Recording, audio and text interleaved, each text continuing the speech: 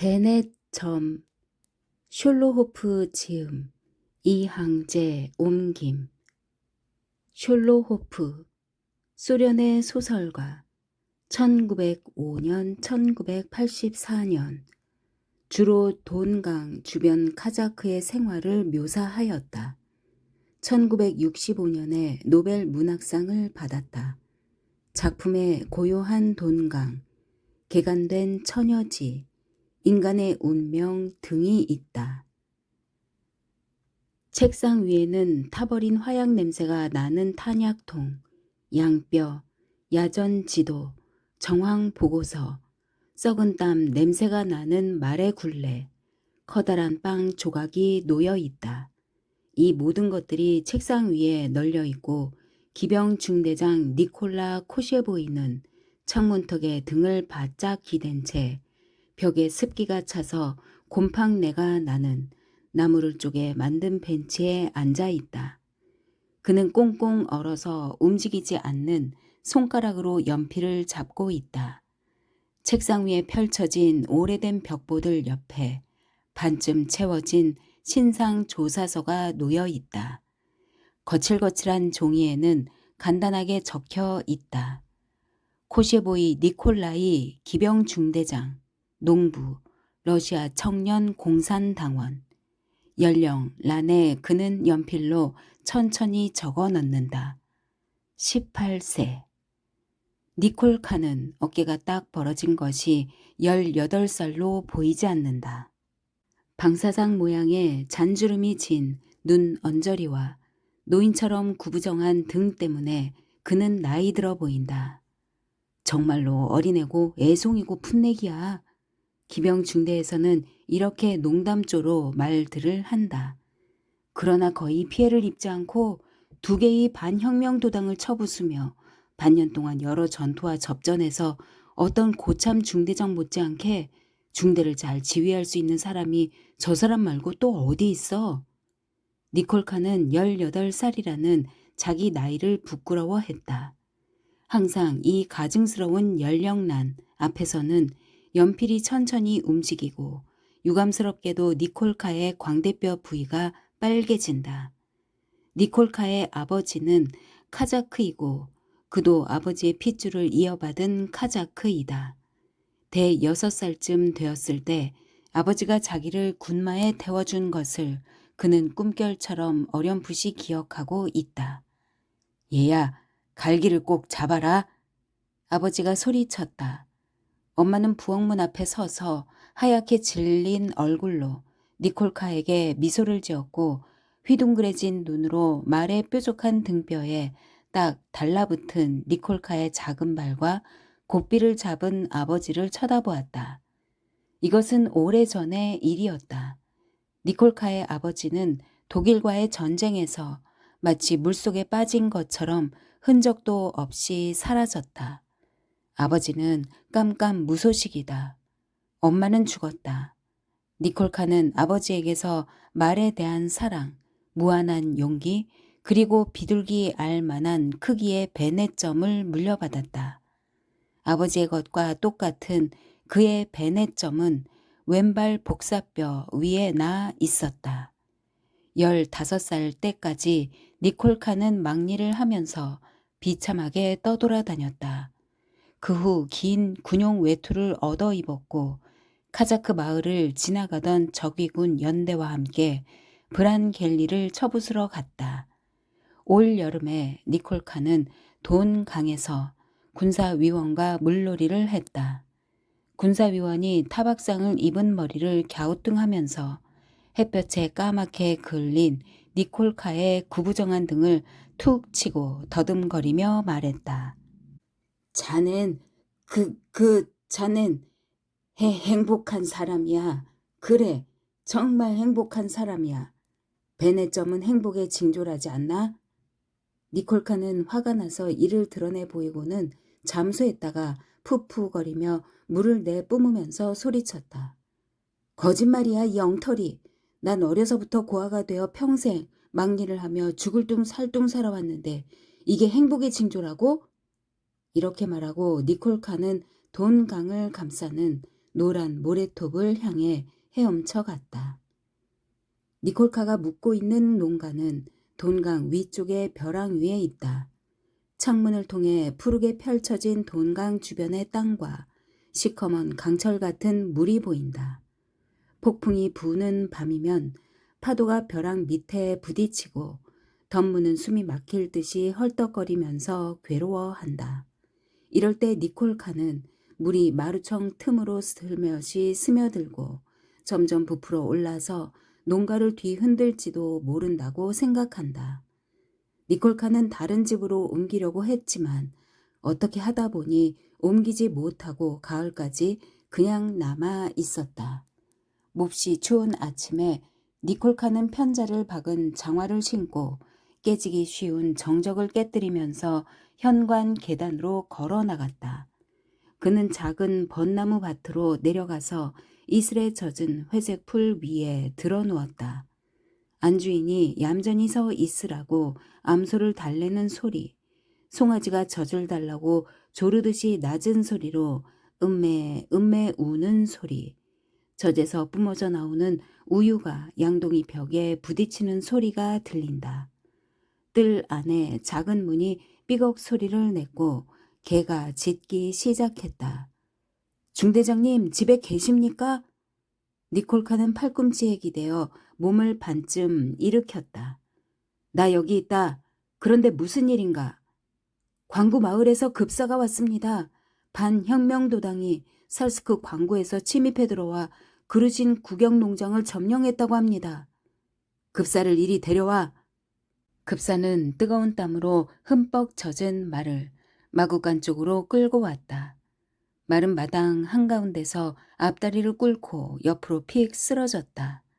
그러더니 사슬에 매인 채 무섭게 지저대다가 숨이 차서 헐떡거리는 개를 생기 잃은 흐릿한 눈으로 바라보며 간헐적으로 짧게 숨을 헐떡이다가 그만 죽어버렸다. 급사가 가져온 소포에는 열십자가 3개가 그려져 있었다.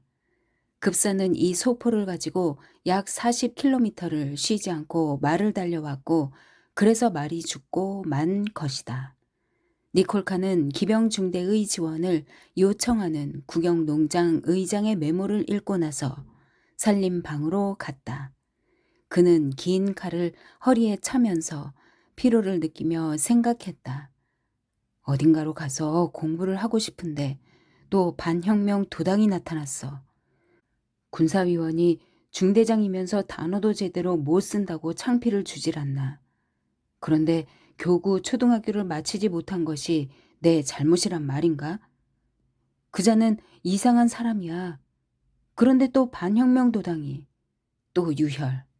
난 이제 이런 생활에 지쳤어. 모든 것이 싫어졌어. 니콜카는 걸으면서 카빈총에 장전을 하고 현관 계단으로 나왔다. 생각은 잘 다져진 큰 길을 달리는 말처럼 빠르게 달리고 있었다. 도시로 나가고 싶어. 공부하고 싶어. 니콜카는 죽은 말 곁을 지나 마구간으로 걸어가다가 먼지 투성이의 콧구멍에서 흘러나온 시커먼 띠 같은 피를 힐끗 바라보고는 얼굴을 돌렸다.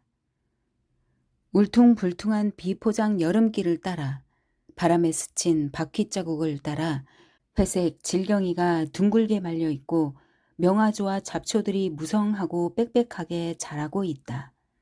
이전에는 이 비포장 여름길을 따라 초원에 호박을 흩뿌려 놓은 것처럼 점점이 박혀있는 곡식 창고로 건초가 운반되었다. 그런데 지금은 사람 발자국과 말발굽으로 잘 다져진 도로가 전봇대 옆에 작은 언덕처럼 누워있다. 전봇대가 하얀 가을 안개 속으로 달려가고 넓고 긴 골짜기를 타고 넘어간다. 아탐한 반짝반짝 빛나는 길을 따라 전봇대 옆으로 반혁명 도당을 이끌고 있다. 소비에트 정권의 불만을 품은 50여 명의 돈 카자크와 쿠반 카자크들로 구성된 도당이었다. 그들은 양떼를 뒤쫓아 너무 뛰어다니다가 지친 늑대처럼 길과 길이 없는 미 개간지를 따라 사흘 밤낮을 도망치고 있다. 니콜카 코셰보이의 부대가 그 뒤를 바짝 뒤쫓고 있다. 반혁명 도당 대원들은 병사 출신으로 악명이 높고 경험이 많은 자들이다. 그러나 아타만은 깊은 생각에 잠기곤 한다.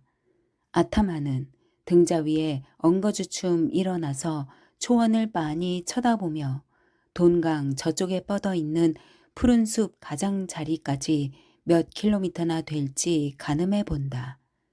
그들은 이렇게 늑대처럼 도망치고 니콜카 코셰보이의 기병중대가 그들 뒤를 쫓고 있다. 동강 초원의 맑은 여름낮, 짙고 투명한 하늘 아래 곡식 이삭이 은방울 소리를 내며 흔들거린다.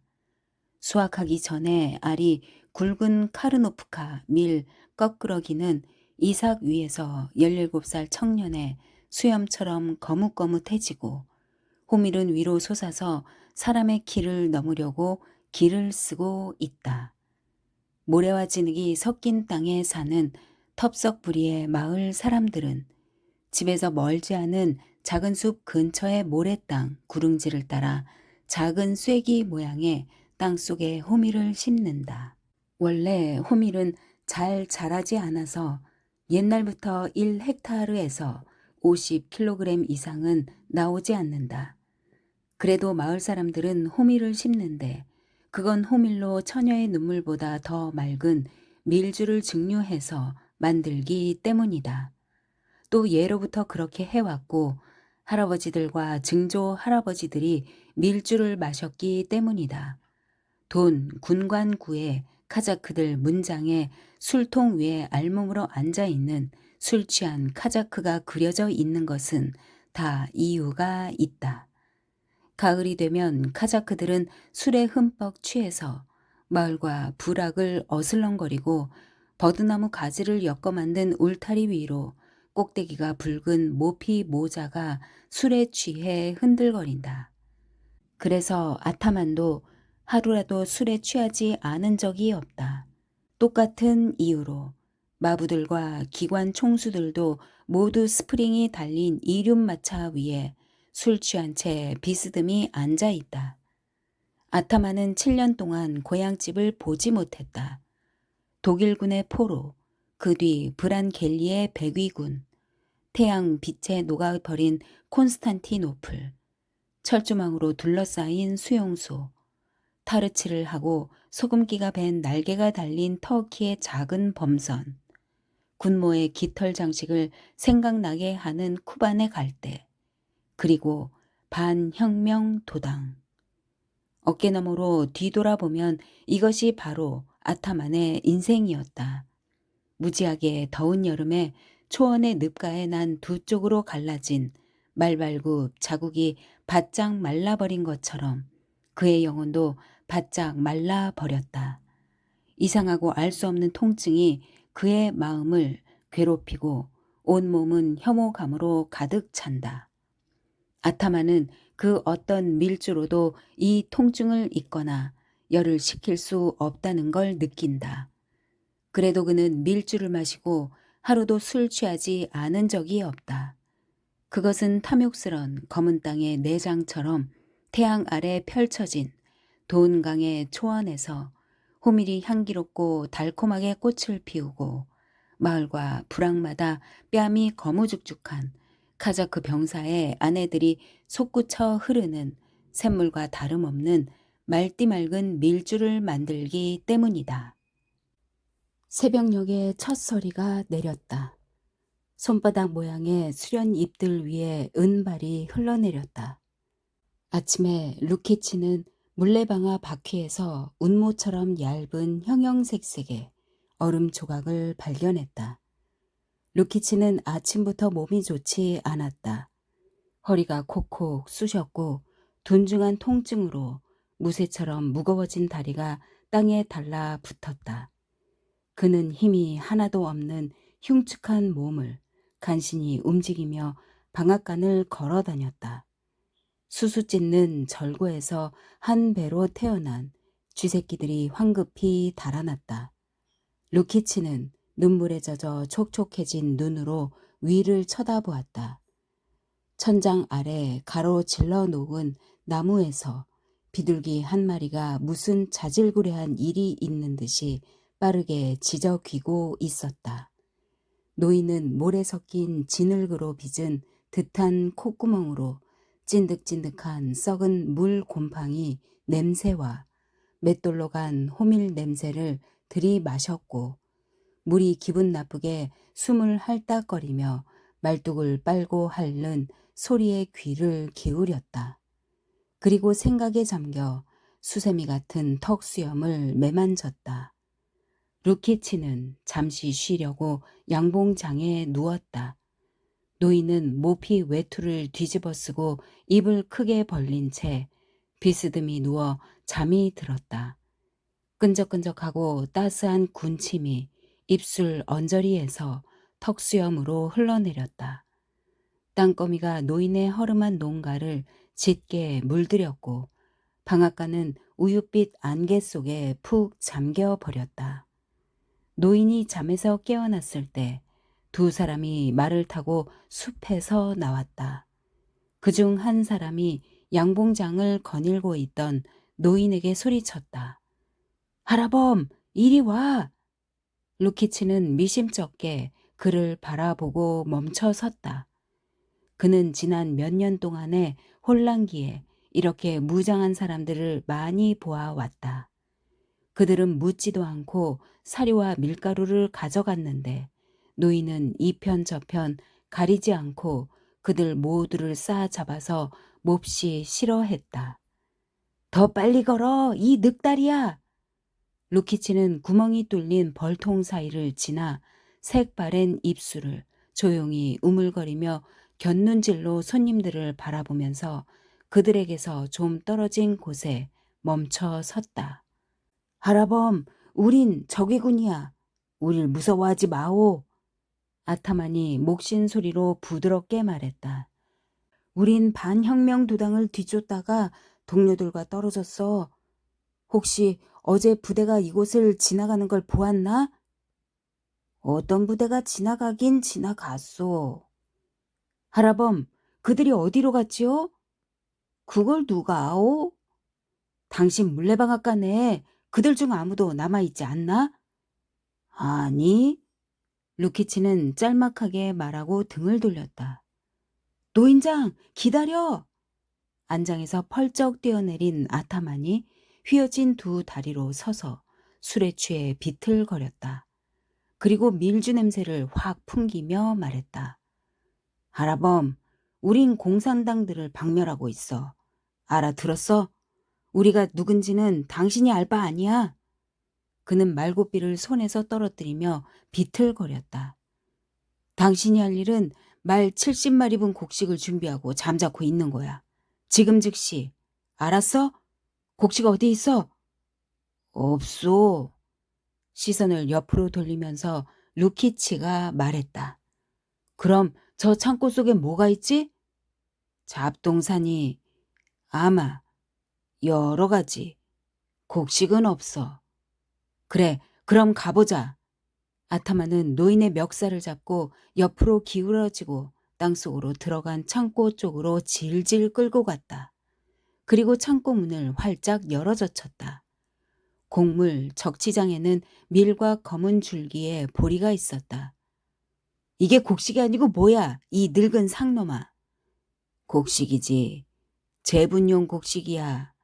내가 1년 동안 한 토울씩 모은 거요. 그런데 자넨 말에게 그걸 먹이려고 하다니. 그럼 말들은 굶어 죽으라는 거야? 보아하니 넌 적이군 편이로군. 죽고 싶어? 용서해 주소. 자비로운 양반. 날 어쩔 셈이유. 루키치는 모자를 벗고 무릎을 꿇으면서 아타만의 털 복숭이 손을 잡고 입맞춤을 했다. 말해봐. 넌 적이군을 좋아하지? 용서해 주소. 인자하신 양반. 바보 같은 말을 해서 미안하우. 오 제발 날 죽이지 마우. 노인은 아타만의 발을 껴안고 말했다. 적이군 편이 아니라고 신을 걸고 맹세해. 성호를 긋지 말고 흙을 먹어. 노인은 모래 한 줌을 입에 넣고 소리 없이 씹으며 눈물로 모래를 적셨다. 좋아, 이제 믿지. 일어나 영감탱이. 아타마는 발이 저려서 일어서지 못하는 노인을 보고 웃었다. 그리고 갑자기 몰려온 기병들이 곡물 적치장에서 보리와 밀을 끌어내어 말의 다리 밑에 흩뿌리고 마당에 황금빛 곡식을 깔아놓았다. 안개, 축축한 짙은 안개 속으로 저녁놀이 쳤다. 루키치는 보초병을 피해 길이 아니라 자기만 알고 있는 숲속 오솔길을 따라 작은 계곡을 지나고 동트기 전의 선잠 속에서 귀를 쫑긋 세우고 있는 숲을 지나 마을을 향해 잔 걸음으로 걷기 시작했다. 노인은 풍차가 있는 곳까지 간신히 다다라서 목장으로 가는 길을 지나 작은 길로 접어들려고 했다. 그런데 그때 갑자기 기병들의 어렴풋한 윤곽이 눈앞에 나타났다.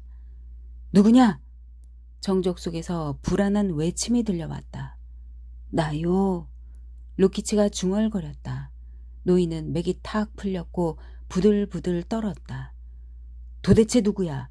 통행증 갖고 있나? 무슨 일로 어슬렁거리고 있어? 난 재분소 주인인디. 여기 물방앗간 주인. 일이 있어서 마을로 가는 중이라오. 무슨 볼일? 자, 중대장한테 가자.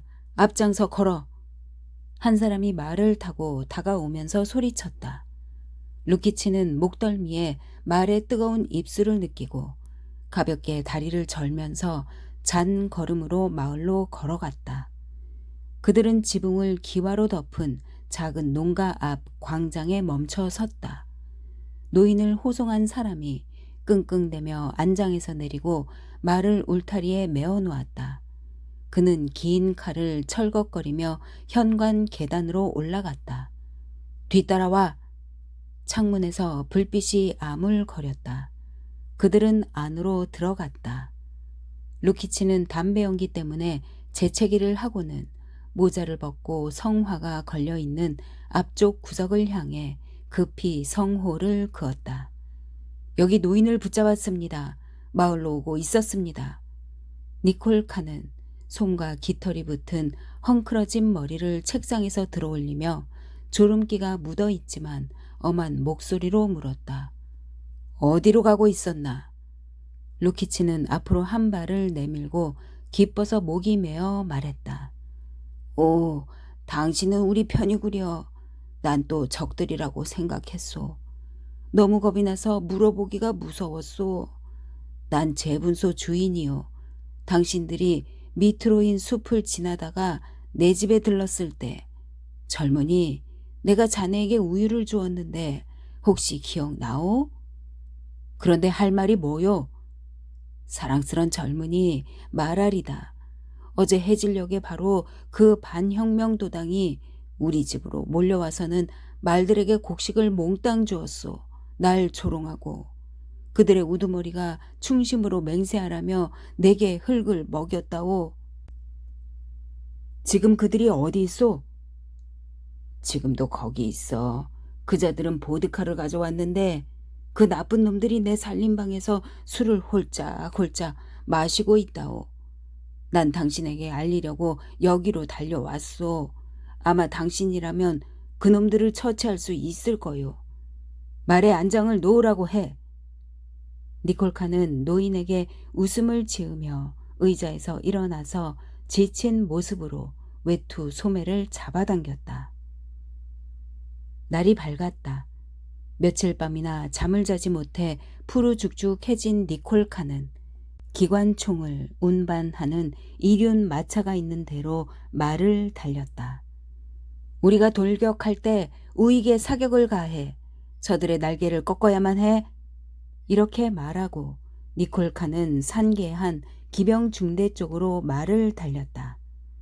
호리호리한 작은 참나무 숲 너머 도로에 사열 종대로 선 기병들이 나타났고 그 중앙에 기관총을 운반하는 이륜 마차가 있었다. 구보로! 니콜카가 소리쳤다.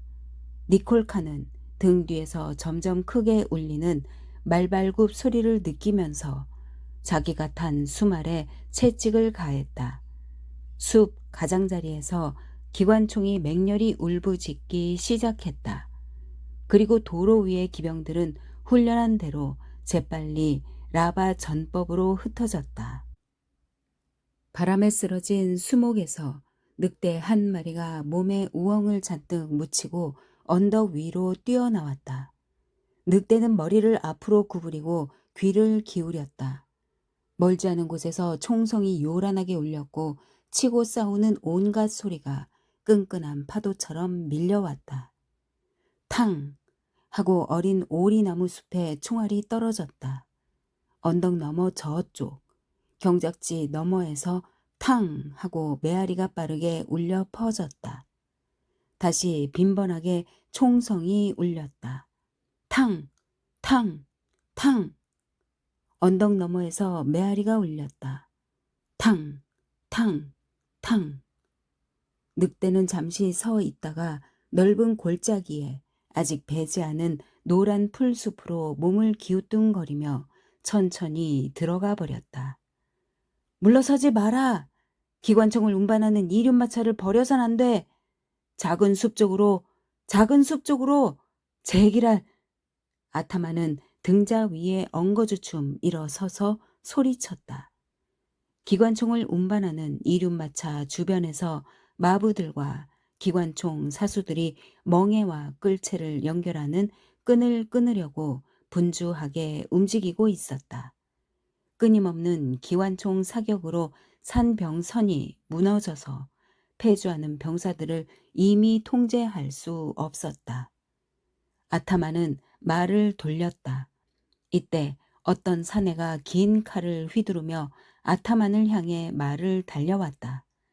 가슴에서 흔들거리는 쌍안경과 몸에 걸친 망토를 보고 아타만은 이 사내가 평범한 적의군이 아니라는 걸 알아채고 고삐를 팽팽하게 잡아당겼다. 아타만은 증오로 일그러진 아직 콧수염이 나지 않은 젊은이의 얼굴과 바람 때문에 가늘게 뜬 눈을 멀리서도 볼 수 있었다. 아타만이 탄 말이 뒷발을 굽히며 껑충껑충 뛰어오르기 시작했다. 아타만은 혁대에 꽂힌 모젤 권총을 허리띠에서 뽑으면서 소리쳤다. 이 새파란 애송이 놈아! 이리 와라! 와! 내가 내 놈에게로 가마! 아타만은 점점 커지는 검은 망토를 향해 총을 쐈다. 말은 20m쯤 달리다가 쓰러졌다. 니콜카는 망토를 벗어던지고 총을 쏘면서 아타만 쪽으로 점점 더 가까이 달려갔다. 작은 숲 너머에서 누군가가 짐승같이 울부짖더니 그 소리가 뚝 끊어졌다. 태양이 먹구름 속에 숨었고 초원에도 도로에도 가을 바람에 나뭇잎이 떨어진 헐벗은 숲에도 떠도는 구름 그림자가 떨어졌다. 야생마, 애송이, 성급한 놈, 그러니까 죽음의 마수에 걸려들지. 아타마는 띄엄띄엄 생각했다. 그리고 상대방의 총알이 다 떨어지기를 기다렸다가 고삐를 늦추고 솔개처럼 달려들었다. 안장에서 늘어지듯이 몸을 기울이고 아타마는 긴 칼을 휙 휘둘렀다. 그 순간 아타마는 일격을 당한 상대의 몸이 물렁해지면서 땅바닥에 미끄러져 내리는 걸 느꼈다. 아타마는 말에서 펄쩍 뛰어내려 죽은 사람에게서 쌍안경을 떼어냈고 가늘게 떨고 있는 발을 힐끗 보고 나서 죽은 자의 크롬 가죽 장화를 벗기려고 주저앉았다. 뚜두둑 소리가 나는 죽은 사람의 무릎을 한 발로 누르고 아타마는 장화 한쪽을 잽싸고 능숙하게 벗겼다. 다른 한쪽은 양말이 걸린 모양인지 벗겨지지 않았다. 아타마는 화가 나서 욕지거리를 해대며 양말과 함께 장화를 쑥 뽑아냈다. 그리고 발의 복사뼈 조금 위에서 비둘기 알 만한 크기의 베네점을 보았다. 아타마는 마치 죽은 사람을 깨울까봐 걱정하듯이 얼굴이 위로 향하도록 식어가는 머리를 천천히 돌려 놓았다. 아타만의 두 손은 입에서 물결처럼 흘러내리는 거품 투성이의 피로 물들었다. 아타만은 죽은 사람의 얼굴을 뚫어져라 바라보았다. 그러고 나서 딱딱한 어깨를 어색하게 껴안고 공허한 목소리로 말했다. 아들아, 니콜루시카, 내 자식, 내 피부치. 얼굴이 흑빛으로 변하면서 아타만이 외쳤다. 한마디라도 해봐라. 이게 어찌 된 일이냐, 어? 아타만은 피로 물든 눈꺼풀을 살짝 들어 올리고 빛을 잃어가는 두 눈을 바라보면서 땅에 쓰러졌다. 그리고 연약하고 유순한 몸뚱이를 흔들어 댔다. 그러나 니콜카는 뭔가 아주 대단하고 중요한 것을 발설하는 것이 두려운 듯이 푸른빛이 도는 혀끝을 꽉 깨물고 있었다. 아타만은 아들의 차가워진 두 손을 가슴에 꼭 대고 입을 맞추고는 땀에 젖은 모젤 권총에 강철을 이로물고 자기 입속을 향해 총을 쏘았다. 그날 저녁 작은 숲 너머에서 기병들의 모습이 어른거리고 사람들의 목소리, 말의 콧방귀 소리, 등자가 절렁거리는 소리가 바람에 실려왔고 죽은 고기를 먹는 솔개 한 마리가 아타만의 헝클어진 머리에서 마지못해 날아올랐다. 솔개는 가을 하늘처럼 흐릿한 잿빛 하늘 속으로 녹아들듯이 사라져버렸다.